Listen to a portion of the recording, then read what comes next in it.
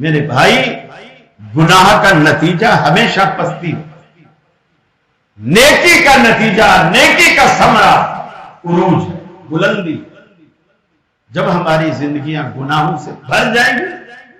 ہم پیچھے چلیں گے، اور اللہ رب العالمین خود کہتا ہے اپنے حبیب سے کہتا ہے، دیکھیے اللہ سے رشتہ جوڑ، فرمایا اذا سألك عبادی عنی فإنی قریب، محبوبا میرے بندے جواب سے میرے بارے میں پوچھے میں ان کے قریب ہوں یا ان سے دور، انہیں بتا دیجئے گا میں ان کے قریب ہوں۔ اجیب دعوت الداعی اذا دعان، جب بھی پکارنے والا مجھے پکارے میں اس کی دعا کو سنتا اور قبول کرتا ہوں۔ جب بھی پکارے، دن کے سناٹے میں پکارے، رات کے اندھیرے میں پکارے، صبح کے سویرے میں پکارے، اجیبو میں قبول کرتا ہوں۔ بندہ پوچھتا ہے الہ العالمین تو ہمارے کتنا قریب ہے،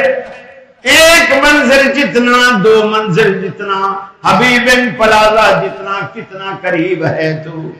اللہ کہتا ہے نحن اقرب الیہ من حبل الورید،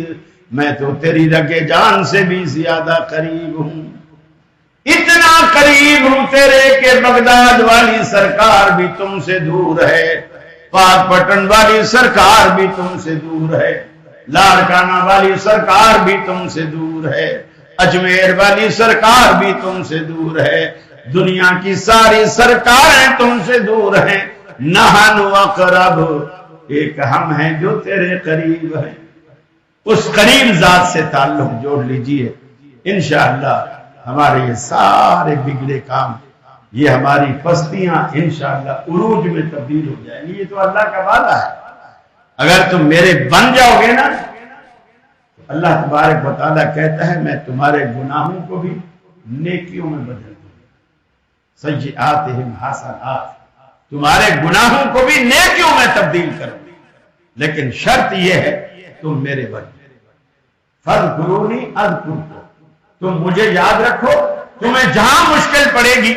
میں تمہارے کام آؤں گا، میں تمہیں یاد کروں گا۔ تو اللہ سے یہ سودا کر لیجئے، انشاءاللہ العزیز دنیا میں بھی بیڑا پار ہے اور آخرت میں بھی بیڑا پار ہے، اور ان تمام گناہوں سے خود کو بچائیے جو گناہ ان مسائل کے، ان پریشانیوں کے آنے کا سبب بنا۔ وآخر دعوانا ان الحمدللہ۔